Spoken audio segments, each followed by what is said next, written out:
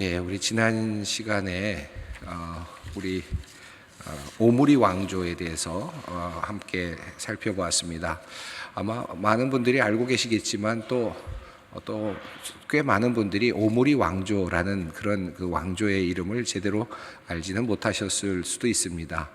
특별히 오므리 왕조에서 특별히 두드러졌던 인물은 이제 아합이라고 하는 왕이었습니다.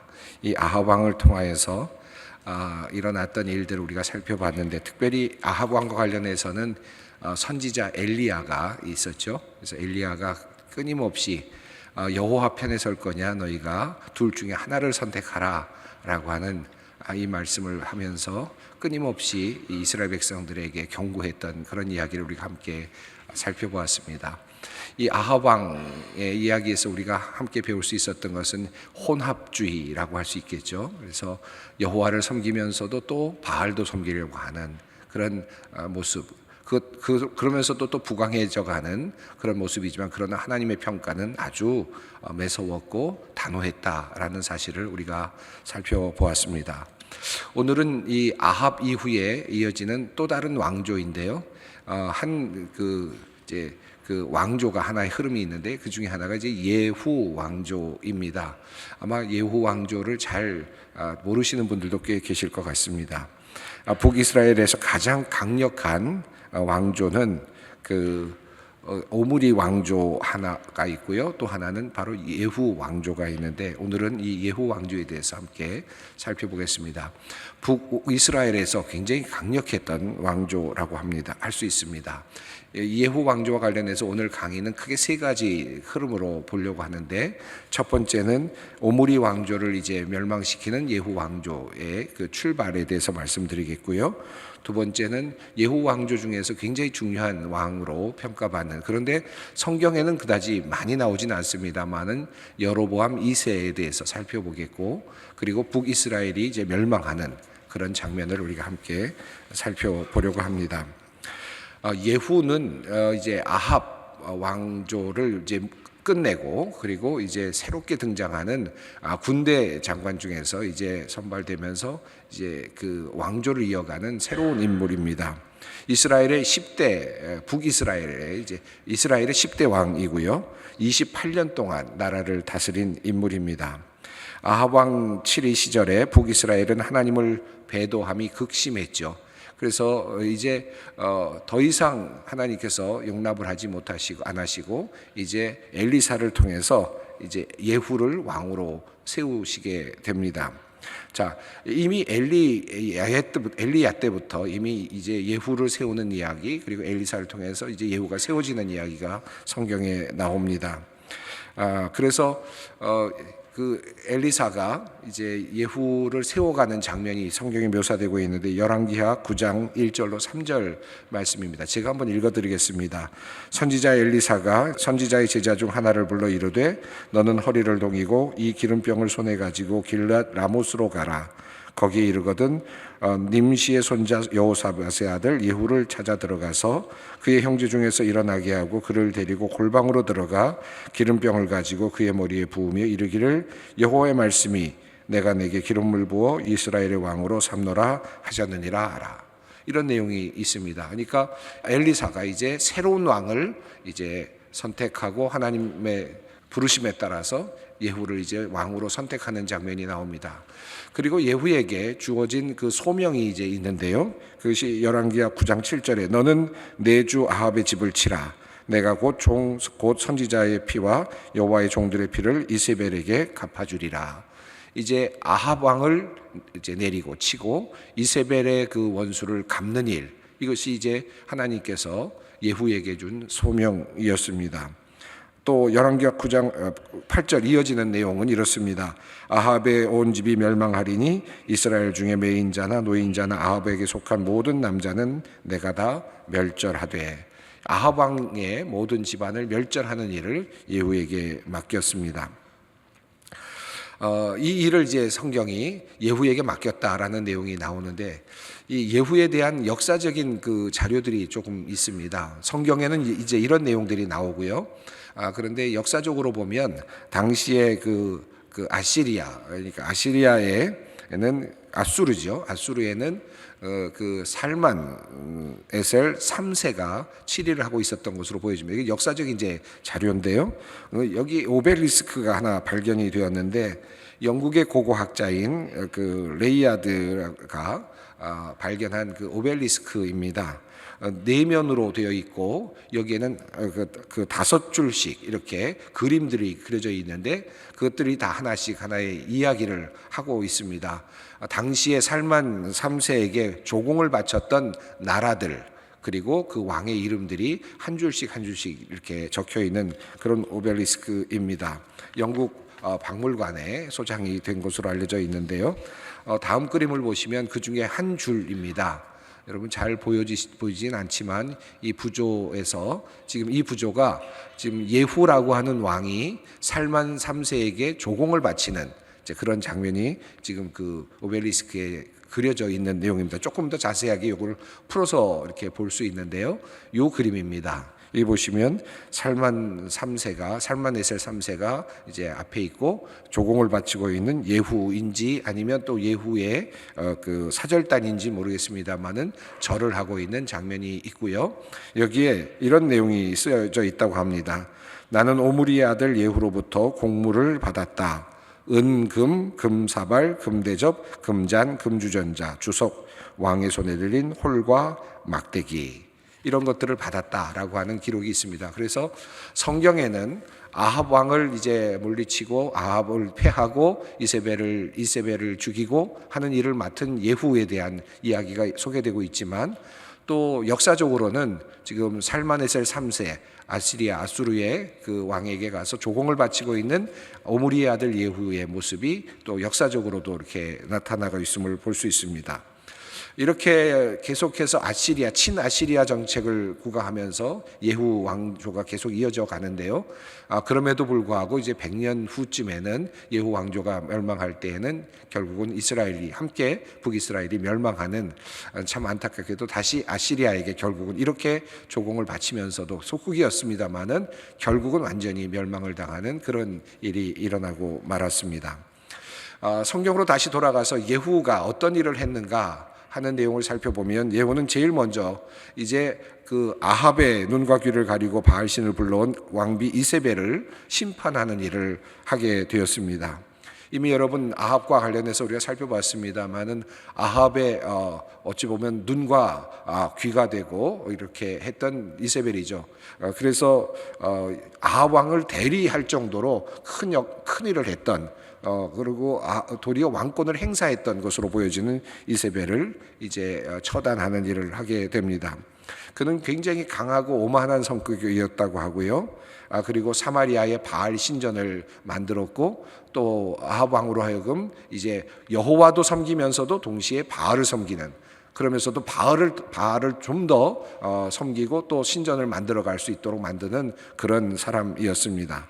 여러분이 아시는 것처럼 이제 갈멜산에서 엘리야가 가서 그곳에서 바알과 아세라의 신들과 대결하는 그런 내용이 나왔는데 그리고 나서도 그런 그 바알의 선지자들을 처단하고 아세라의 선지자들을 처단한 400명과 450명과 400명을 처단하는 그와 같은 일을 한 다음에도 이세벨은 엘리야를 죽이려고 그렇게 아주 철저하게 따라다니려고 하는 일을 하죠. 그것 때문에 엘리야가 도망을 가지 않습니까?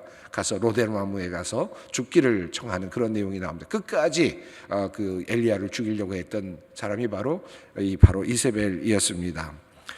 또 나봇의 포도원을 빼앗을 때도 아합이 갖고는 싶었지만 제대로 갖고 싶었지만 나봇이 그것을 거절하자 가질 수 없게 되었는데 그런데 이세벨은 그것을 모함을 하고 나봇을 모함하는 일을 하게 되고 거짓 증인을 끌어들여서 결과적으로 나봇을 죽이고 그것을 빼앗도록 하는 일을 하기도 했습니다.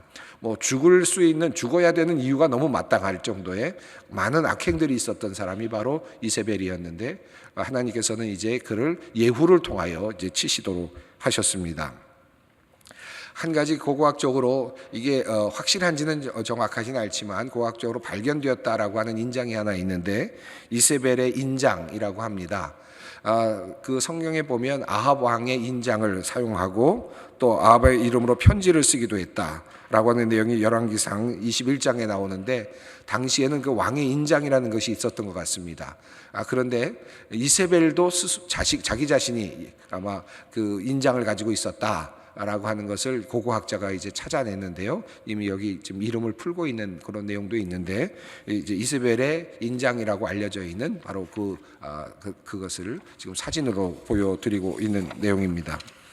자, 이렇게 이세벨은 정말 악한 그런 여인이었는데, 아합 왕이 죽었을 때도 아합 왕이 죽었다는 것을 알리지 않고 스스로 왕권을 행사하려고까지 했던 그런 인물이기도 합니다. 결국 이제 예후가 그에게로 쳐들어가서 또 예후가 결국 이제 이세벨을 죽이게 되는데, 예후가 그것에 들어갔을 때도 도도한 태도를 보이면서 그렇게 당당한 척 했지만, 결국은 예후를 통해서 그 옆에 있는 시녀들 또 내시들이 결국 그녀를 배반하게 하고, 배반하게 되고 결과적으로는 이제 밖으로 던져져서 죽게 되는 그런 이제 일이 일어나게 되었습니다. 다음 우리 그림을 한번 보겠습니다. 여러분, 요 성경 문장을 우리가 함께 읽어보면 좋겠습니다. 예후가 문에 들어오매 이르되 주인을 죽인 너 시므리여 평안하냐 하니, 예후가 얼굴을 들어 창을 향하고 이르되 내 편이 될 자 누구냐 하니, 두어 내시가 예후를 내다보는지라 이르되 그를 내던지라 하니, 내려던짐에 그의 피가 담과 말에 튀더라. 예후가 그의 시체를 밟으니라. 예. 이렇게 해서 이제 이세벨을 처단하는 일을 하게 됩니다. 그녀의 시체가 무참히 훼손이 되는데요. 이것은 열왕기상 21장 23절에서 엘리야가 예언했던 것과 같은 일로 그렇게 일치하는 것을 볼 수 있습니다. 예후는 이렇게 이세벨을 처단한 후에 아합의 그 자녀들과 선지자들, 특별히 아합 자손들을 이제 모두 처단을 하게 되는데, 아합의 본거지였던 사마리아 사람들에게 편지를 써서 아합의 자녀들을 심판하게 하는 일을 합니다. 열왕기하 10장 1절로 11절까지 그 내용이 있습니다. 그리고는 바알의 선지자들과 그리고 아세라의 선지자들을 이제 모두 이제 몰살시키는 그런 일을 하게 됩니다. 그래서 마치 바알의 그 후원자가 될 것처럼 예후가 바알의 모든 선지자들을 한 자리로 잔치로 모아드립니다. 그런데 그 모든 바알의 선지자들이 모인 다음에 그 모든 사람들을 모두 죽이는, 전멸시키는 그런 일을 하게 되죠. 열왕기하 10장 18절로부터 29절에 그 내용이 소개되고 있습니다. 자, 이렇게 해서 하나님께서 하시고자 하시는 일을 예후가 이제 같이 해 나가게 됩니다. 이세벨을 처단하고, 그리고 바알과 그리고 또 그런 아세라의 선지자들을 모두 다 처단하고, 또 아합의 모든 자손들을 모두 이제 몰살시키는 이런 일을 하나님의 도구로서 하게 되었습니다. 여기까지는 하나님의 도구로서 이제 사용이 되었는데, 그래서 하나님께서 예후를 세우시고 그를 사용하셨는데, 그런데 예후는 여기까지는 하나님의 도구로 사용이 되는데 권력을 잡자 그의 태도가 바뀝니다. 하나님을 공경하고 그리고 모든 것을 새롭게 하는 일로 나아가지 아니하고 자신의 정권을 유지하는데 어떻게 하면 자신의 정권을 제대로 유지할 것인가에 관심을 갖게 되고, 결국은 하나님을 따르지 아니하고 금송아지를 섬기는 우상 숭배의 삶을 살아갑니다. 자, 그러니까 바알을 통해서 사람들을 모아가고 또 정치적인 힘을 얻어가는 그런 왕이 아합이었다면, 그 아합 왕을 하나님의 이름으로 처단을 했는데, 그리고 처단을 한 다음에는 또 다른 새로운 신을 들여오는데 금송아지 신을 들여다가 다시 자신의 권력을 이끌어가는 힘을 줄 수 있는 그런 하나의 도구로 사용하고 있었다라고 하는 것입니다. 성경의 평가는 이렇습니다. 함께 읽어보겠습니다. 예후가 이와 같이 이스라엘 중에서 바알을 멸하였으나 이스라엘에게 범죄하게 한 느바세 아들 여로보암의 죄 곧 베델과 단에 있는 금송아지를 섬기는 죄에서는 떠나지 아니하였더라. 예후가 하나님의 어떤 그 도구로 사용은 됐지만, 그러나 결과적으로는 왕이 된 다음에는 자기 정권을 유지하기 위해서 또 다른 신을 섬기는 안타까운 일이 일어나고 말았다 하는 것입니다. 그 이후에 우리가 살펴볼 또 다른 왕이 있는데요. 이 왕은 바로 여로보암 2세입니다. 이 여로보암 2세는 여러분 성경을 읽는 분들에게는 아주 익숙한 그런 왕은 아닙니다. 물론 여로보암이라는 이름이 여럿 나오기 때문에 그 이름이 그 이름 같지만 우리가 성경을 찾아서 이 여로보암 2세에 대한 역사적인 인물, 이 북이스라엘의 왕으로서의 여로보암 2세를 찾게 되면 성경에는 아주 얼마 나오지 않습니다. 짧은 구절만 등장을 합니다. 여러분 언성 플레이어라고 하는 그런 표현들을 하지 않습니까? 가치가 많지만 실력에 비해서 저평가되어 있는 그런 그 운동선수들을 뭐 언성 플레이어라고 이렇게 보통 표현한다고 하는데 마치 왕 중에서 이렇게 아마 그 평가가 조금 더 성경 안에서 많지 않은, 그렇게 충분하게 되어 있지 않은 그런 왕을 꼽는다면 아마 여로보암 2세를 꼽을 수 있을 것 같습니다. 이 여로보암 2세는 예후 왕조의 네 번째 왕인데요. 10년 동안 붙인 그 요하스와 함께 통치를 하고 이어서 계속해서 통치를 해서 약 41년 동안 통치를 했던, 아주 긴 시간 동안 북이스라엘을 통치했던 그런 왕으로 알려져 있습니다. 예후의 그러니까 증손자가 되는 셈인데, 이 여로보암 2세는 초반에 특히 그리고 중반에 걸쳐서 북이스라엘을 통치하면서 이제 아주 막강한 나라를 만들어가는 그런 인물이었습니다. 이 예후는 친 아수르 정책을 계속해서 예후 이후에 계속해서 예후가 가져왔던, 아까 조경 바치는 그림을 보셨는데요. 오벨리스크를 보셨는데 그것처럼 계속해서 친 아수르의 정책을 고수하면서 그렇게 이제 나라를 이끌었다고 합니다. 이 사람이 어느 정도의 사람이냐 하면 이스라엘 민족에게 있어서 가장 강력한 나라를 이루었던 왕이 누구였습니까? 다윗, 그리고 솔로몬, 그렇지 않습니까? 다윗 왕 우리가 잘 알고 있고요.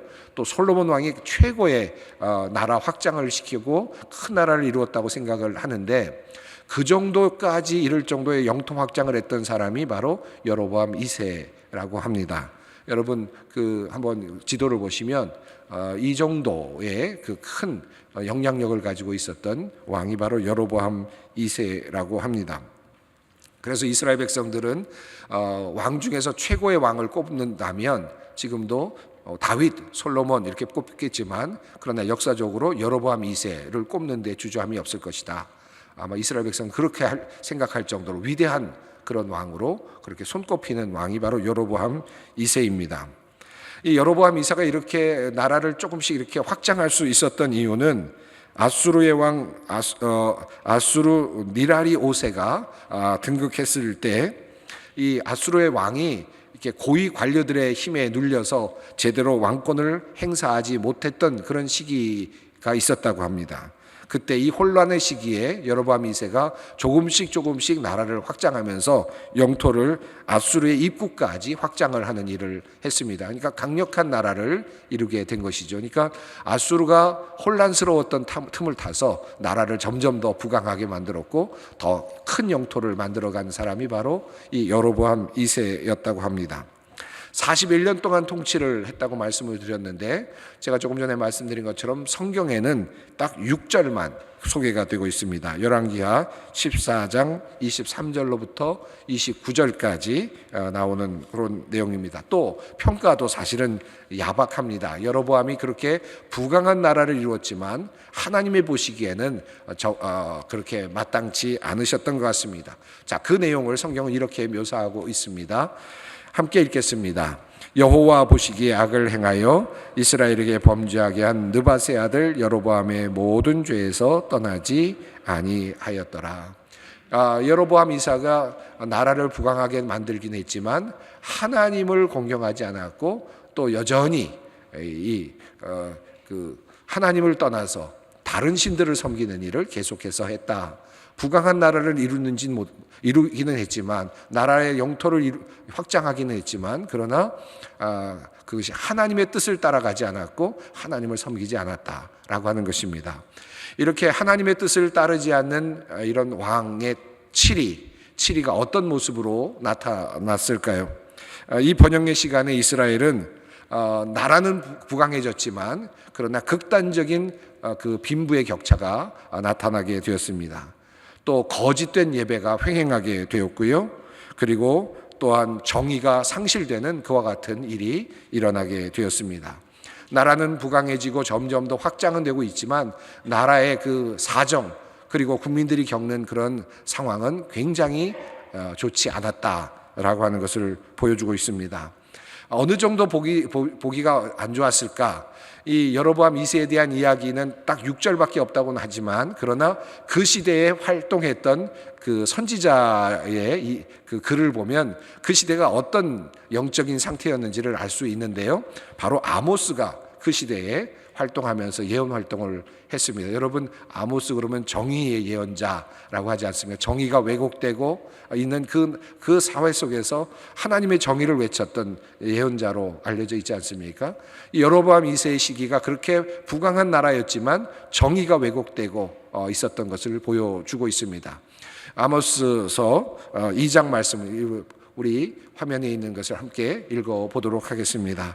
내가 그 벌을 돌이키지 아니하리니 이는 그들이 은을 받고 의인을 팔며 신한 켤레를 받고 가난한 자를 팔며 힘없는 자의 머리를 티끌 먼지 속에 발로 밟고 연약한 자의 길을 굽게 하며 아버지와 아들이 한 젊은 여인에게 다녀서 내 거룩한 이름을 더럽히며 모든 제단 옆에서 전당 잡은 옷 위에 누우며 그들의 신전에서 벌금으로 얻은 포도주를 마심이니라. 예, 어느 정도 부패한 모습이었는지, 얼마나 많은 국민 그 사람들이, 백성들이 어려움을 당했을지를 알 수 있는 그런 대목입니다. 나라는 부강해지고 그리고 부유한 사람들은 많아졌지만 그러나 정의가 왜곡되고 억울한 사람들이 많이 발생하는 그와 같은 사회, 그와 같은 나라가 바로 여로보암 2세가 통치하던 그런 나라였습니다. 배 부른 사람들은 있었지만 배고픈 사람들이 많았고 억울하게 그렇게 당하는 사람들이 많았던 바로 그 정의가 왜곡되었던 바로 시기가 여로보암 2세의 시기였다라는 사실을 다시 한번 확인하게 됩니다. 여로보암 2세 시대에 그 재미있는 내용이 하나 있는데, 이것은 여로보암 2세의 인장은 아닙니다만은 여로보암 2세의 시기에 그 당시에 아마도 그 고위 관료였다고 보여지는데요. 쉐마라고 하는 이름을 가진 사람의 인장입니다. 이 인장이 너무나도 예뻐서 이 인장을 로고로 지금 사용하는 그런 그 성서학 저널이 있습니다. 그럴 정도로 이 인장이 굉장히 이렇게 유명하고 또 많은 사람들이 알려져 있는데요. 쉐마의 것이라고 여로보암의 종 이렇게 되어 있습니다. 자, 이 여로보암 2세의 종인 이 쉐마의 인장이 지금 여러분 그 이스라엘 같은 데 가셔서 성지순례를 가시게 되면 이런 문장이 있는 그 그림이 찍혀져 있는 티셔츠도 팔고요. 또 이런저런 그 장식물들을 많이 파는 것을 볼 수 있는데, 여러분 가시면 이게 어떤 거구나. 여로보암 2세 때 일했던 그 신하 고위 관료의 인장인데 그 인장이 너무 예뻐서 그것을 이제 이스라엘 사람들이 사용하고 로고로 사용하기도 하고 또 여러 디자인에 사용하기도 하는 것을 볼 수 있습니다. 물론 이건 그저 지나가는 내용입니다만은 여러분 성지에 가시면 쉽게 볼 수 있는 또 그런 것이어서 함께 말씀을 드립니다. 자, 이렇게 지금 두 왕에 대해서 이야기를 했는데, 예후라고 하는 왕 그리고 예후의 증손자인 여로보암 2세, 이 왕들은 정말 북이스라엘 시대에서는 굉장히 그 전성기를 만든 그런 왕들로 그렇게 이해가 될 수 있겠습니다만 성경에서의 평가는 매우 야박합니다. 자, 결국은 이제 이들의 그 왕조가 끝날 무렵에 북이스라엘이 멸망을 하게 됩니다. 이 몰락하는 북이스라엘의 이야기를 좀 해야 될 것 같습니다. 여로보암 2세가 이제 죽게 됐는데 그것이 북이스라엘로서는 마지막 평화 시대였다고 할 수 있겠습니다. 이 아수르의 사람들이 이제 쳐 내려오게 되고요. 계속해서 왕들이 계속해서 이제 뒤바뀌는 혼란의 시기가 오게 됩니다. 그러면서 점점 이스라엘이 이제 몰락해 가게 되는 그런 상황이 생겨나게 됩니다. 그때 이스라엘이 회개해야 된다. 라고 외쳤던 선지자가 바로 호세아 선지자였습니다. 그러니까 여로보암 2세 시대 이후부터 이어지는 왕들이 끊임없이 바뀌는 그런 시기에 호세아가 안타까운 마음으로 이제 이스라엘 백성들을 향하여 외치고 있는 그런 내용이 호세아서입니다. 호세아서 일부를 한번 우리가 함께 읽어보겠습니다. 이스라엘이 이미 선을 버렸으니 원수가 그를 따를 것이라. 그들이 왕들을 세웠으나 내게서 난 것이 아니며 그들이 지도자들을 세웠으나 내가 모르는 바이며 그들이 또 그 금으로 자기를 위하여 우상을 만들었으나 결국은 파괴되고 말리라. 하나님께서 말씀하시기를 이제 내가 너희들 세운 왕이 아니다, 내가 세운 왕이 아니다 라고 그렇게 말씀하시죠. 예후를 세우셨습니다. 하나님께서 세우셔서 아합을 치시고 오므리 왕조를 마감시키셨습니다. 그러면서 하나님께서는 이제 새로운 가능성을 보셨어요. 그런데 하나님을 따르는 백성이 되길 원했지만 예후는 정권을 잡고 나서 돌변했습니다. 또 다른 신을 데려다 놓고 모셔다 놓고 그리고는 섬기면서 자신의 왕권을 강화하는 일만 했고 자신의 영토를 넓히는 일을 여로보암이 했습니다. 그럼에도 불구하고 하나님을 따르지 않았습니다. 이제는 하나님께서 말씀하시는 거죠. 이제는 내가 너희들 왕을 세우지 않는다. 지금 너희들이 세운 왕들은 내가 세운 왕이 아니다. 하나님께서 이제 그 책임을 이제는 더 이상 지지 않겠다라고 하는 그런 말씀이기도 합니다. 살룸이라고 하는 왕이 지나가고 무나햄 그리고 부가히야 베가로 왕권이 계속해서 이어집니다마는 짧은 시간 동안 계속 이어지면서 굉장히 큰 환란을 겪게 됩니다. 마지막 왕이 서게 되는데 호세아라고 하는 왕인데요. 여기서는 이 호세아는 선지자 호세아가 아니라 왕으로서의 호세아라고 하는 왕입니다. 북이스라엘의 마지막 왕에 해당이 되겠습니다. 이 왕이 이제 9년 동안 마지막에 통치를 하게 됩니다. 근데 어떻게 해서 이렇게 망하게 되는가? 그 당시에 이 아수르에는 살만 에셀 5세가 즉위를 하는 그런 기간이었습니다. 아수르 정권이 약간 이제 허술해지는 상황이었다고 할 수 있겠는데요. 그때 이 호세아는 반역을 꿈꿉니다. 그래서 애굽 왕 소와 함께 음모를 꾸면서 독립을 하려고 이렇게 노력을 하였습니다. 이것이 이제 발각이 되면서 아수르가 이제 쳐들어오는 일이 일어나게 되었습니다. 열왕기하 17장 내용을 우리 함께 읽어보겠습니다. 아수르의 왕 살만에셀이 올라오니 호세아가 그에게 종이 되어 조공을 드리더니 그가 애굽의 왕 소에게 사자들을 보내고 해마다 하던 대로 아수르 왕에게 조공을 드리지 아니하매 아수르 왕이 호세아가 배반함을 보고 그를 옥에 감금하여 두고 결국은 배신을 하게 되는데 결과적으로 이것이 이제 화근이 되면서 아수르가 쳐들어오게 됩니다. 그 다음 문장을 우리가 함께 읽어보겠습니다. 아수르 왕이 올라와 그 온 땅에 두루 다니고 사마리아로 올라와 그것을 3년간 애워쌌더라. 호세아 제9년에 아수르 왕이 사마리아를 점령하고 이스라엘 사람을 사로잡아 아수르로 끌어다가 고산 강가에 있는 할라와 하볼과 메대 사람의 여러 고을에 두었더라. 아수르가 이제 쳐들어와서 북이스라엘을 결국은 멸망시키게 됩니다. 그리고 처음으로 아마도 역사적으로 처음일 것 같은데 강제 추방을 이제 하게 되는 그런 일이 일어나죠. 그래서 그곳에 이스라엘 백성들이 이스라엘 백성들을 끌어다가 아수르 지역에 있는 곳으로 이주를 시키는 것이죠. 그렇게 해서 그 지역 사람들과 섞이게 되었고 또한 북이스라엘이 점령하고 있었던 지역에는 다른 사람들 하맛과 스발와임과 같은 지역에서 사람들을 데려다가 그곳을 채우게 됩니다. 그러니까 완전히 민족을 말살시키는 혼합시키는 혼혈로 만드는 그런 일을 하게 되었습니다. 이 부분을 함께 읽어보도록 하겠습니다. 아수르 왕이 바벨론과 구다와 아와 하맛과 스발와임에서 사람을 옮겨다가 이스라엘 자손을 대신하여 사마리아 여러 성읍에 두매 그들이 사마리아를 차지하고 그 여러 성읍에 거주하니라. 여러분 예수님 시대에 사마리아 사람들이 배척을 받고 이스라엘 백성들에게 대우를 받지 못했는 그런 내용들이 나오지 않습니까? 그렇게 된 원인이 바로 여기에 있는 거죠. 아수르가 쳐들어와서 이스라엘 백성들을 다 몰아내고 그곳에 또 이방 민족을 두고 그래서 결국은 혼혈을 시키게 됩니다. 결국은 이스라엘 백성들을 말살시키는 일을 하게 됐죠. 그리고 결국은 모두 이스라엘 백성들이 그렇게 해서 정말 혈통적으로 이스라엘 백성들이 아닌 그런 사람들이 됩니다. 특별히 사마리아가 이제 그렇게 되었던 것이죠. 그래서 이스라엘 백성들이 사마리아 사람들이 이제 저 사람들은 우리 백성이 아니다. 그런 이제 것으로 그렇게 판단을 하고 그들을 무시하는 일들이 일어났던 것입니다. 바로 그 일이 이 여로보암 2세 이후에 이어지는 바로 예후 왕조의 마지막 부분에서 일어나게 되었습니다.